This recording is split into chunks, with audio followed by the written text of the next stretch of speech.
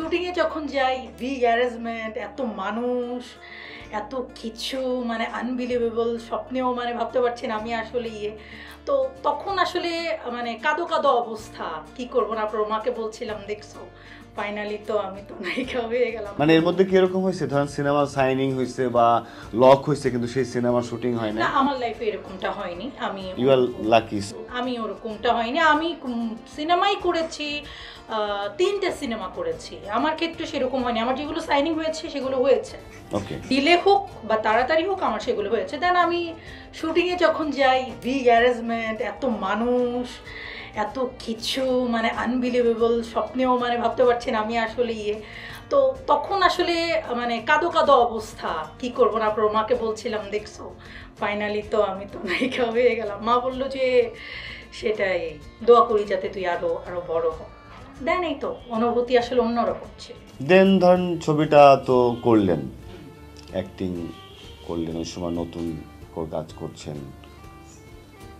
এটা কত সালে রিলিজ পেলো এটা মানে মনে আছে কিনা? মেবি 2016, তাই তো? না না বা না, 15? আরো অনেক আগে, 14-15? 13-14 দিকে এরকম হবে। হলে দেখছিলেন ছবিটা? যে হলে দেখেছি, হলে দেখার পরে ভীষণ খারাপ লাগছে। কেন?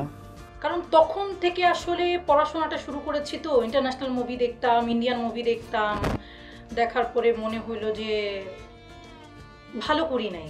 তখন বুঝতাম না কিভাবে ভালো করতে হবে। মানে আপনি ভালো করেন না নাকি টোটাল প্যাকেজটাই আসলে জিনিসটা ওয়ার্কআউট করলো না?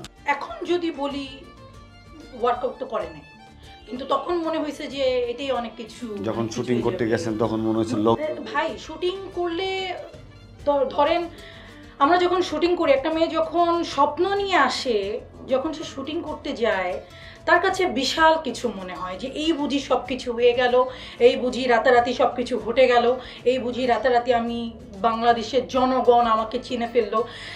কিন্তু আলটিমেটলি তা হয় না যদি সেটা ঠিকঠাক প্রজেক্ট না হয়।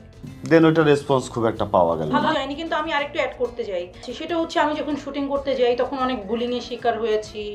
তখন অনেক মানুষ অনেক ছোট করে কথা বলেছে, আসছে দেখতে পোলাপেনের মতো, কথা ঠিকভাবে বলতে পারতেছে না, কেমন দেখতে, এ আবার নায়িকা হতে আসছে, এর চেহারা কি, ও আবার মাকে সাথে করে নিয়ে আসছে। আচ্ছা, এরকম বাজে। মানে এটা কি আপনার সহশিল্পীরা বলতো নাকি আপনার ডিরেক্টর অ্যাঙ্গেল দিক থেকে বা অন্য অ্যাঙ্গেল থেকে আসতো আর কি?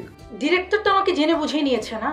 আমার মা ছিল, আমার মা আমাকে নিয়ে মুভ করেছে। আমি যখন সাইনিং করি, ডিরেক্টরের সাথে যখন কথা বলতে যাই, ডিরেক্টর আমার মাকে চিনতো।